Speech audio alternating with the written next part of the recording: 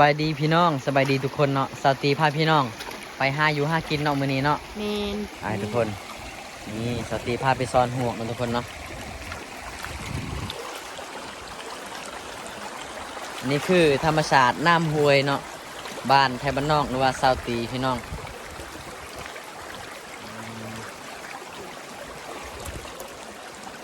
หวกเนาะพี่น้องเนาะสาวตีซ่อนเนาะสาวตีก็ได้ลายมาแล้วพี่น้องเดี๋ยวเฮาสิมาแต่งกินจังหน่อยเนาะพี่น้องเนาะ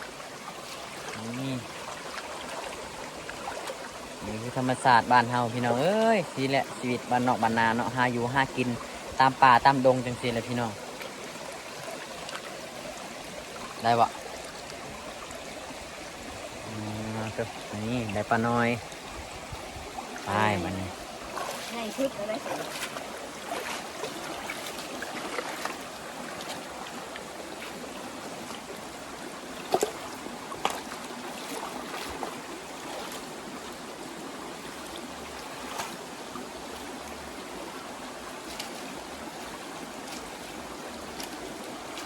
เลาะห้วยเลาะป่าหาอยู่หากินเนาะ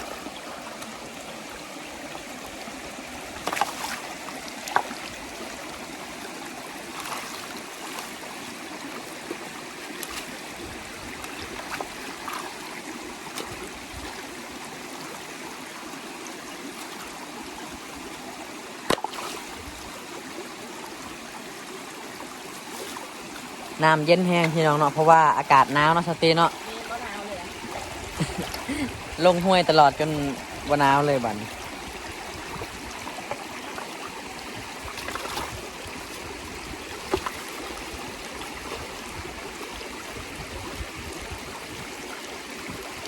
ได้ปะไปทุกคนชีวิตสาวตีสาวเซปูนไทยบ้านนอกส่วนเผ่าบรูพี่น้องมันนี่เข้าป่าหากินเนาะอืม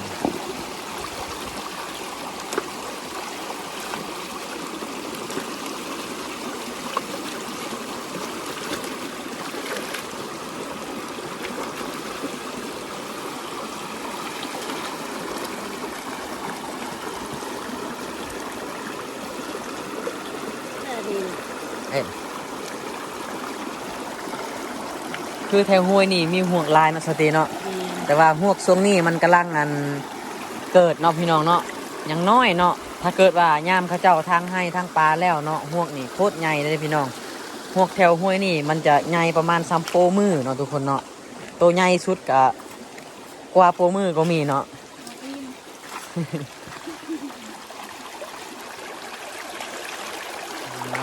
ปลาหากินเด้อ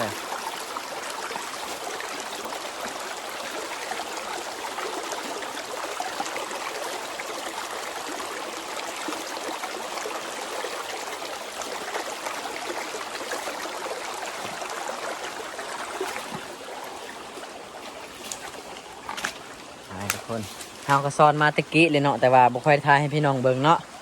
เฮาก็ได้ลายแล้วทุกคนเดี๋ยวเฮาสิเลาะห้วยไปพุ่นแล้วก็เฮาสิไปเฮ็ดเมนูเนาะ เม กิ น นข้าวปลานำกันเด้อพี่น้องเด้อมื้อนี้เด้อ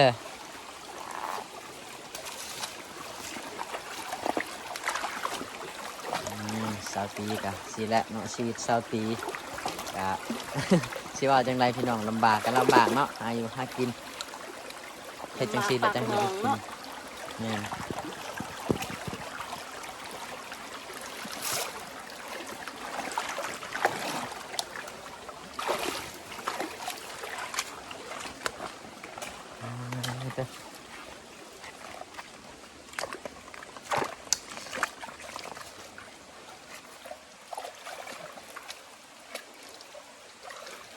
ลาเอ็กเป็นคนถือกระบังเนาะสาวตีเป็นคนซ้อนนะพี่น้องเนาะนี่เห็นบ่ได้บ่ได้อยู่พุ่นว่ะมาเบิ่งทุกคนนี่เห็นบ่ฮวกมันกำลังน้อยเนาะพี่น้องช่วงนี้เนาะเพราะว่ามันยังบ่ทันได้ใหญ่เทื่อเนาะปกติฮวกตัวนี้มันจะใหญ่เนาะถ้าเป็นฮวกกบธรรมดาสำนี้ก็ใหญ่แล้วพี่น้องแต่ว่าฮวกห้วยใหญ่จังซี่เนาะสำนี้ถือว่ากำลังเกิดเลยทุกคนมัน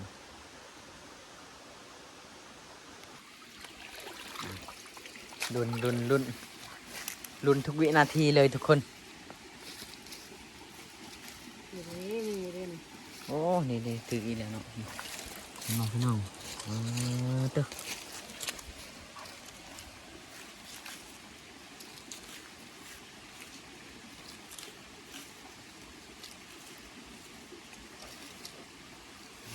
มานมื้อนี้พอได้ลามเนาะอยู่ป่าอยู่ดงมื้อนี้ก็บ่ได้ไปเวียกไปงานเนาะพี่น้องเนาะก็เลยไปหาอยู่หากินเนาะพาสตรีหาอยู่หากินพี่น้องแถวป่า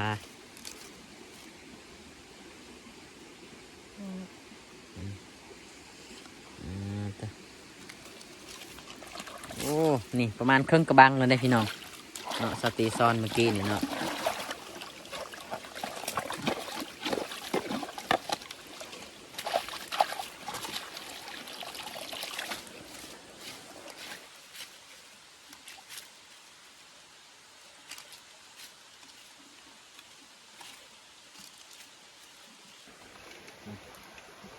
ซ้อนละเอา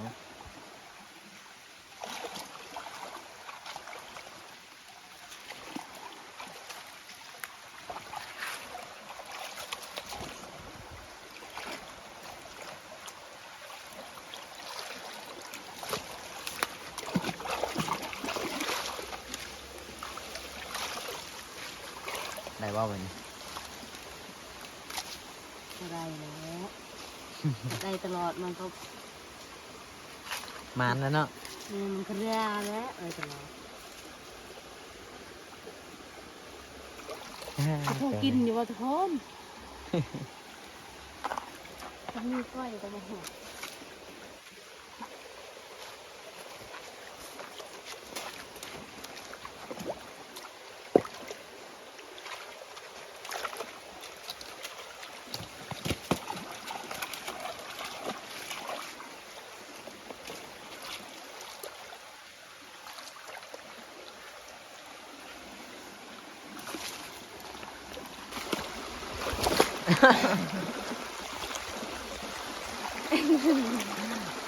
ปลาไม่ค่อยได้เนาะพี่น้องเนาะมีแต่ห่วงเนาะส่วนโอแมนห้วยตัวนี้เนาะมีแต่ห่วงพี่น้อง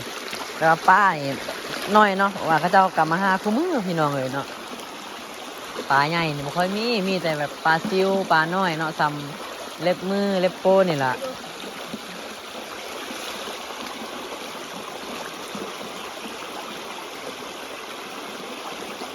ปลาคุณ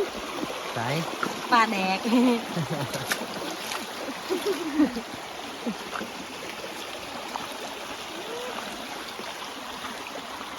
ไปเลาะห้วยไปเรื่อยๆ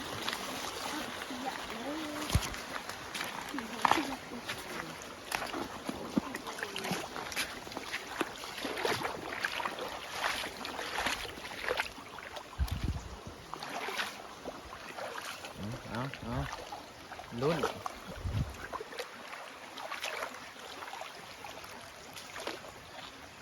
ได้บ่วันนี้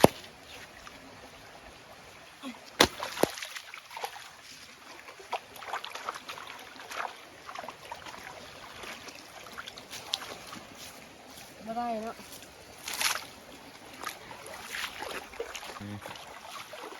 ได้บ่วันนี้ ได้แล้ว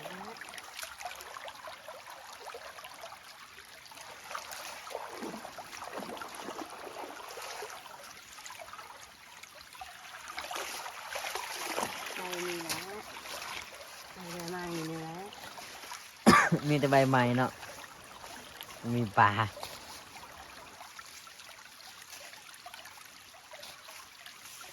ซึ่งซาวตีไปหาอยู่หากินมื้อนี้ก็ไกลเติบเลยพี่น้องเนาะไกลจากเฮือนจากซ่านประมาณ4-5 ลักแล้วก็ขึ้นภูอีกเนาะแล้วก็ลงห้วยพี่น้องเอ้ยเนาะห้วยตัวนี้บ่แม่นว่าไกลๆบ้านเนาะอยู่ไกลอีหลี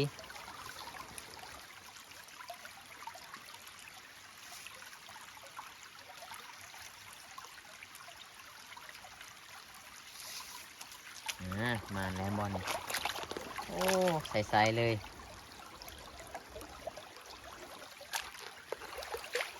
นี่ทุกคนป๊าดคือใหญ่คักแท้ ใหญ่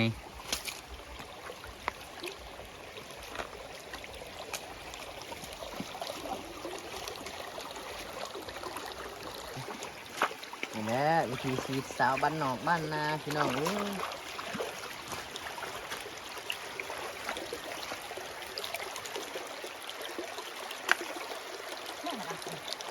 ได้บ่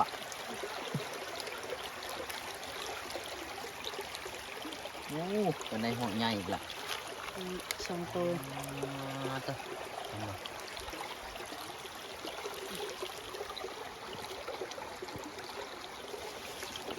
พอได้ล่ามได้จังหน่อยเนาะว้าด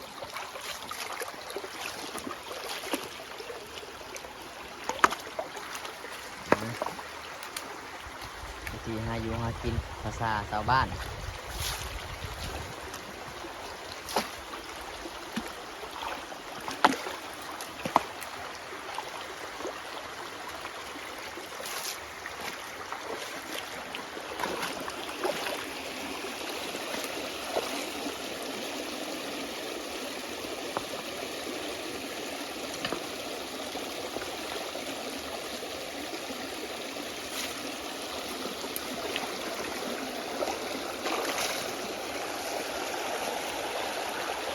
ตอนนี้ชาวตีเห็นผักกูดแล้วเนาะมันจะเอาผักกูดอีกพี่น้องเอาผักกูดมาลามใส่กระบังใหม่เนาะ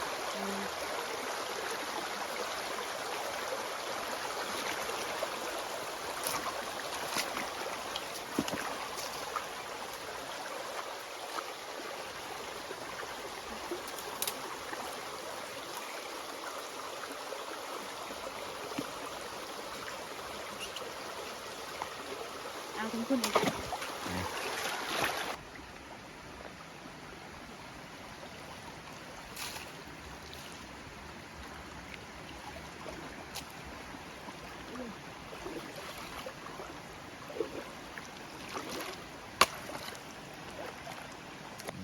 ซ่อนหัว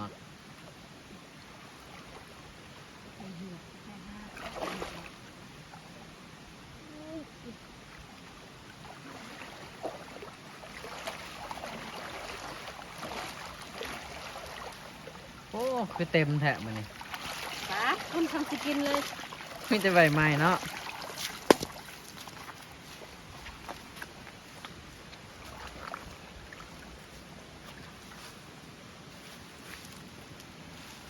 ใช่แล้วเครียดแล้วเฉียนบาดหลังฮะ อืม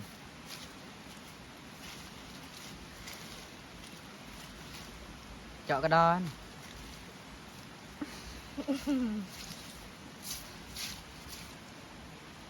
น่าน่ะ อืม มาได้นะทุกคนมาที่เขาสิมาแต่งกินกัน ได้พอลามเนาะมื้อนี้เนาะ ไม่เห็นแม่ลามเนาะลังเฮ็ดหยังไทยมันนอก ที่ดังไฟเนาะสิลามหวกเสาตีไปสอนมาแล้วได้หวกเมื่อกี้นี่เนาะ ตอนซอนกับบริไทยให้พี่น้องเบิ่งเนาะเพราะว่ามันหนาวเกิน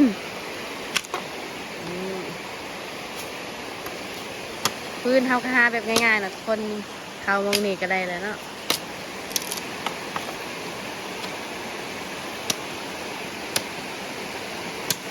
เดี๋ยวซาตีให้ทุกคนเบิ่งธรรมชาติเนาะนี่น้ำห้วยนะทุกคน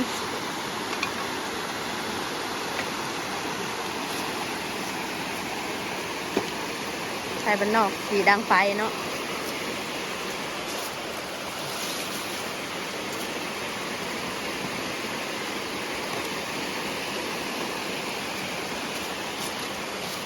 เนาะมาดังไฟแสงกินน้ำกัน คนตอนนี้ก็ดังไฟเรียบร้อยเนาะเราก็มาเบิ้งเสาตีล้างห่วงน้ำกันเนาะบันนี้เนาะมันนี่กินข้าวปลาบรรยากาศคักๆเลยพี่น้องคนมาเบิ้งเนาะนี่คือห่วงเสาตีซอนเนาะพี่น้องเอาพอได้ลาบเนาะมันนี่เนาะ นี่เนาะ ผักเนาะวันนี้เนาะ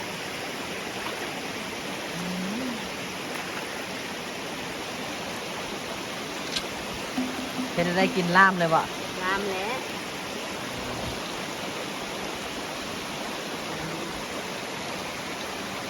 ตัวงามมันใกล้กันไหนกัน พี่น้องตอนนี้สาวตีกำลังแต่งกินเนาะพี่น้องเนาะกำลังชิลามห่วงเนาะแม่นบอสาวตี เห็นแล้ว โอ้สาวตีกำลังชิลามห่วงแซ่บๆพี่น้องบรรยากาศโคตรได้เลยเนาะ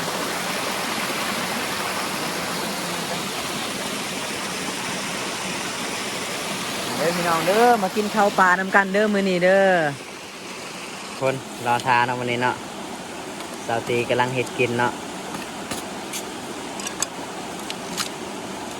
แซ่บๆเลยมื้อนี้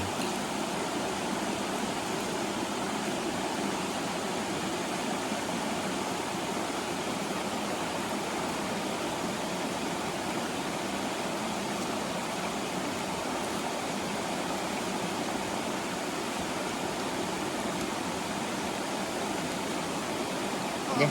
คุณช่างพี่น้องกินข้าวน้ำกันเด้อนี่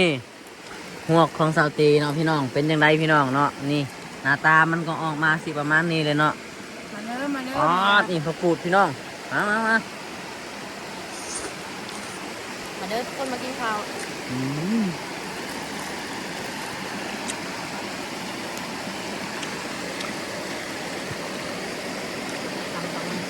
อืม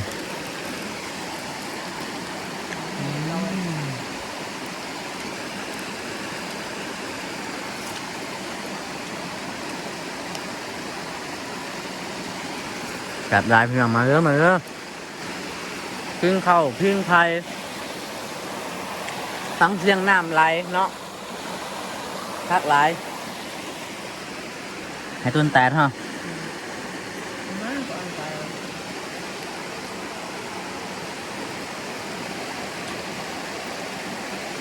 ดูต้นแตดเนาะ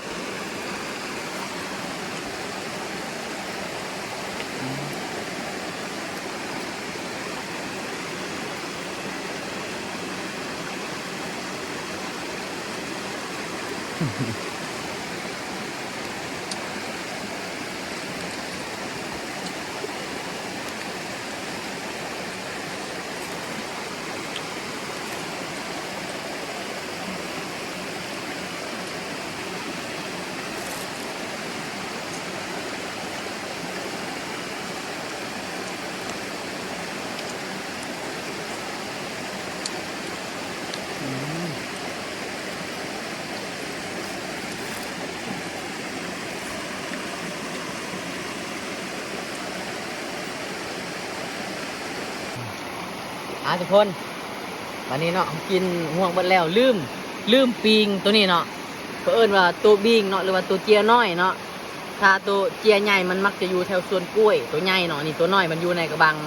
ไม้พางไม้พงเนาะเดี๋ยวเรามาปิ้งน้ำกันพี่น้องแซ่บเด้อมันดี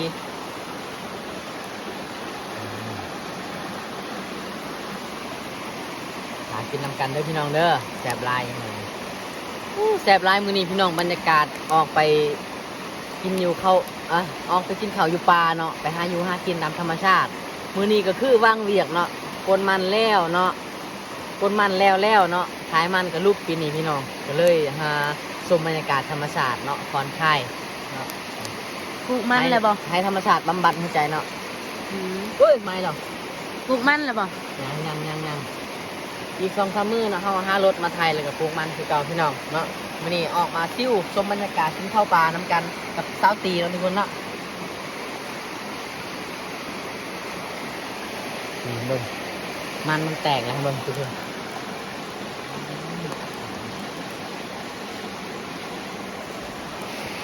ทำผู้ใดที่วิ่งผู้ใดชุดใจเห็นชมจมูกแบบนี้ก็ทักได้เนาะ ท่านยังไดผู้ใดยังไดพาแบบนี้ก็ทักได้เนาะ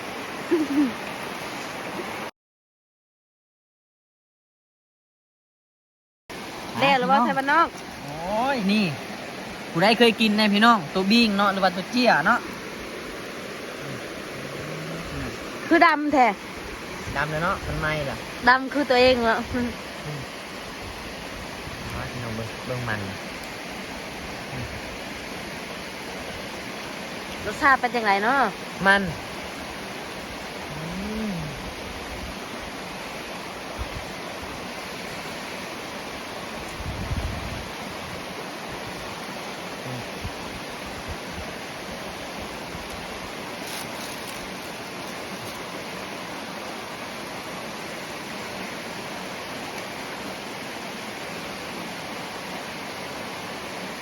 คำละติ๊บบ่เฮ้ย อืม